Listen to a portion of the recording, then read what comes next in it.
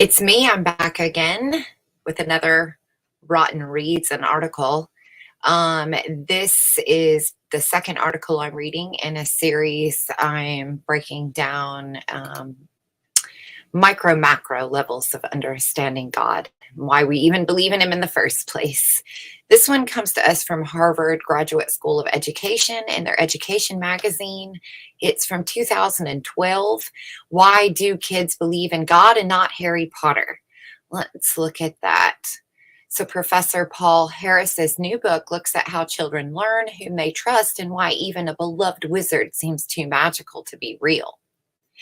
As children are more Marie Curie or Margaret Mead when it comes, our children, sorry, I've already screwed this up. Let me start over.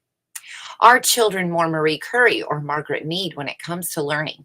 Are they little scientists who learn best by experimenting figuring things out for themselves? Or little anthropologists who need to listen, observe, and rely on what others tell them? Progressive educators who emphasize learning by doing would likely say Marie Curie. Philosopher Jean-Jacques Rousseau, for example, in writing about education and children in Emily says, quote, "Let him know things not because you have told him, but rather because he has understood it for himself. Let him not learn science. Let him invent it." Italian educator Maria Montessori, whose child-centered learning theories are used around the world, once said that when it comes to educating children, the teacher, or the directress, as she was called, should give a, quote, hint, a touch, just enough to get the child started, and the rest develops of itself. Or does it?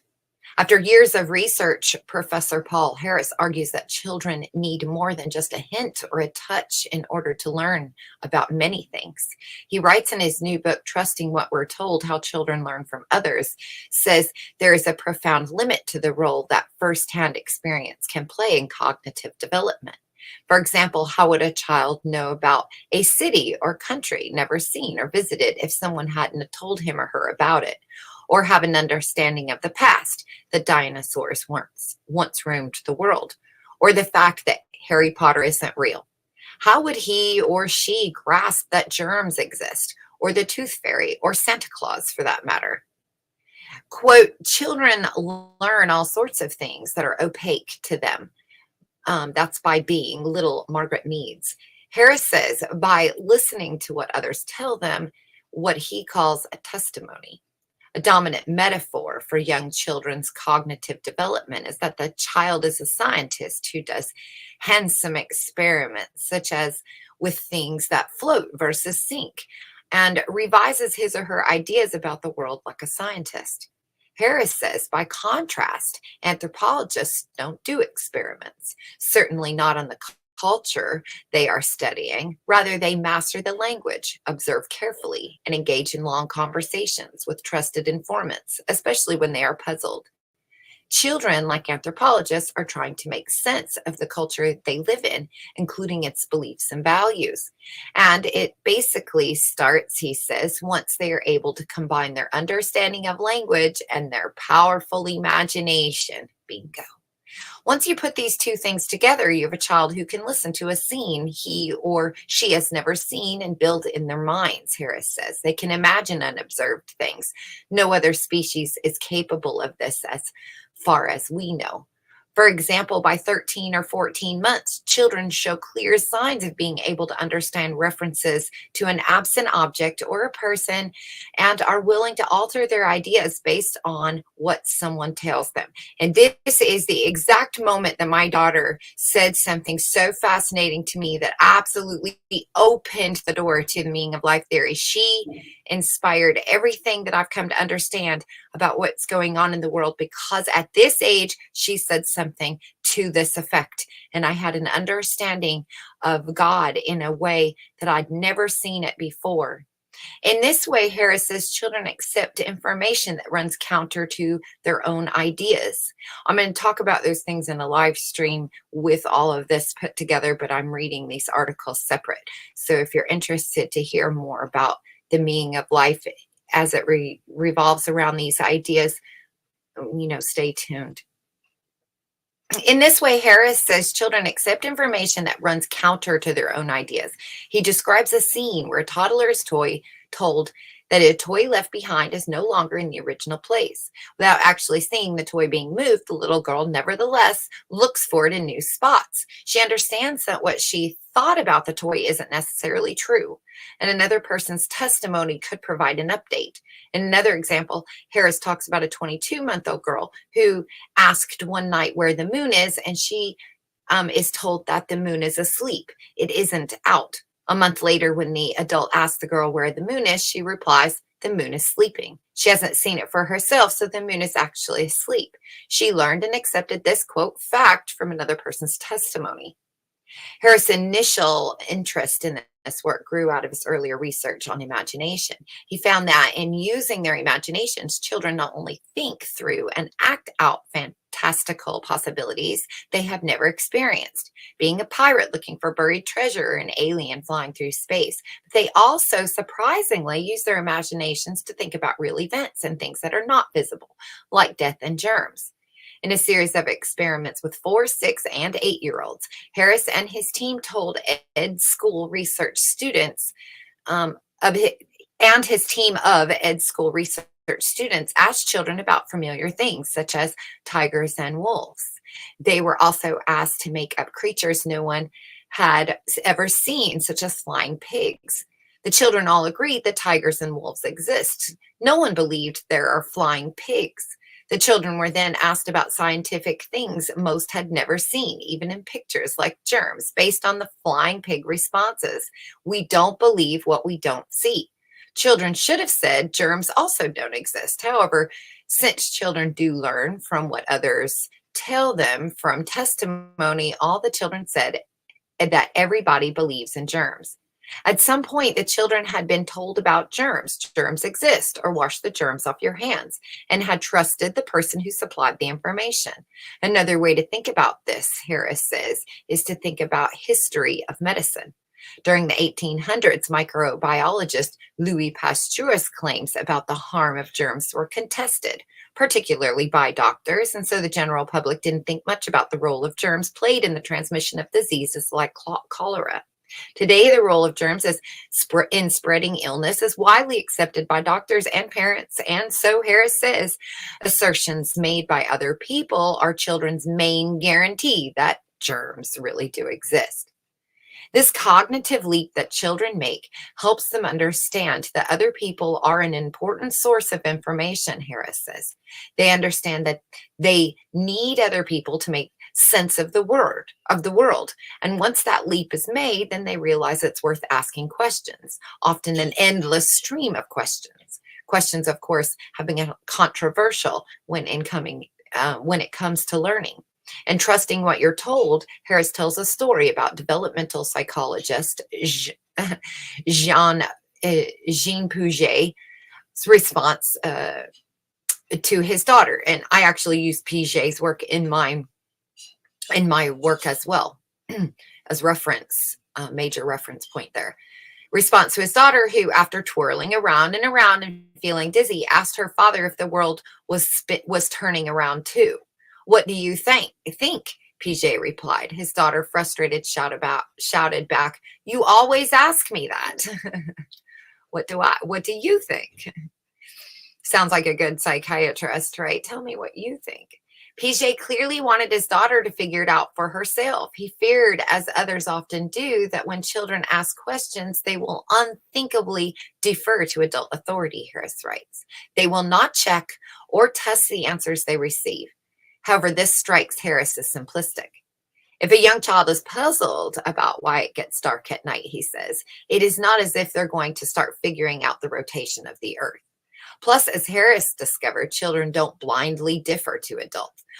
Often, they think about what they have been told and then ask more questions. This is especially true when, in response to an original question, children are given an adequate explanation, such as birds can fly because they have wings. When the child asks how birds can fly, can stay in the air, as opposed to a vague answer like, I don't know.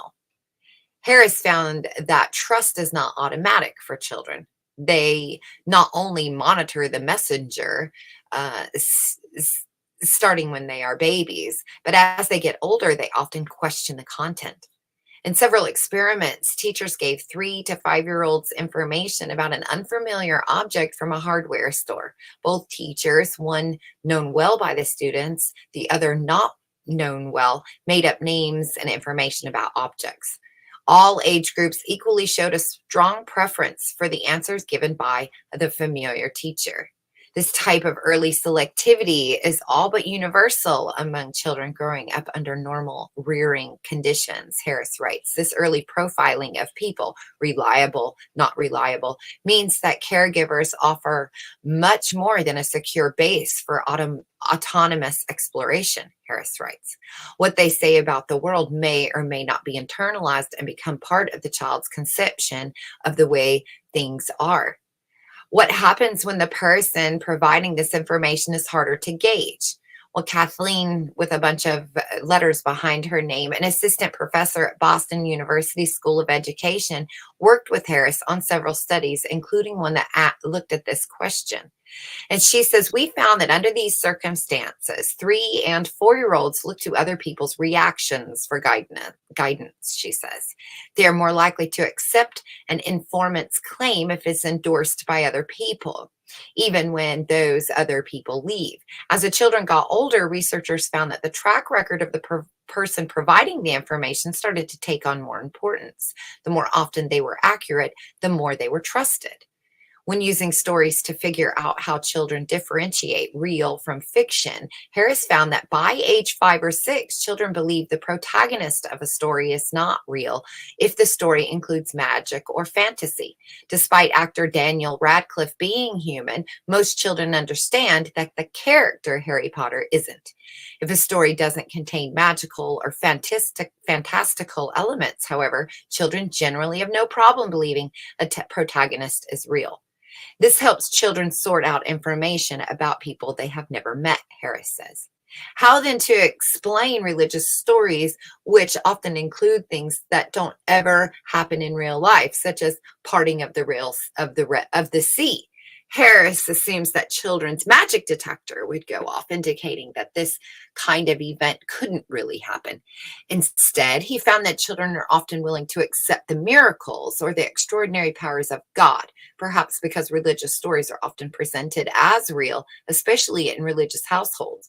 So we end up with a paradox, Harris writes. On one hand, young children have their feet on the ground and they spot magic in a fairy story and classify it as fiction. Yet they spot the miraculous in religious claims and accept it as fact. In this sense, children do sometimes defer to others, even when it conflicts with the information they have gathered for themselves, and even when it may not be in their best interest. In the third part of my book, and perhaps the most controversial, I argue that children's willingness to listen to other people and trust them makes them susceptible to all kinds of things, Harris says. They are creatures of their culture. They'll swallow, for better or for worse, the assumptions of the culture. With this in mind, Harris says he didn't write his new book to revamp early education in the United States. He says, I wrote it, I suppose, more because there's a longer term issues at stake. My hope is that the impact will be on my colleagues' interest in early childhood development. I hope that researchers will increasingly see young children as capable of learning as much via dialogue as from hands-on or discovery learning.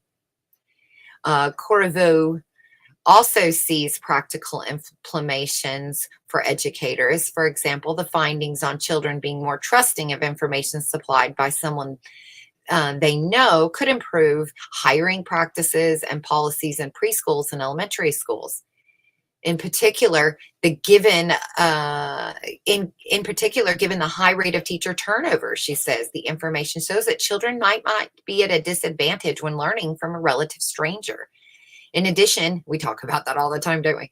In addition, teachers can learn things they shouldn't and should and shouldn't in the classroom, she says. One is easy. When teachers say something incorrect, young children view them as inaccurate, she says. So even joking errors should be avoided. Harris says she hopes the book will be helpful for teachers and parents too by calling attention to the critical importance of sustained dialogue in nurturing children's curiosity and in encouraging them to ask questions. And he stresses that his research isn't either or. He's not saying the Montessori way is wrong or that you shouldn't encourage children to explore and learn for themselves. And just as children should be encouraged to question their own firsthand knowledge, they should also be encouraged to question the knowledge they gain from others.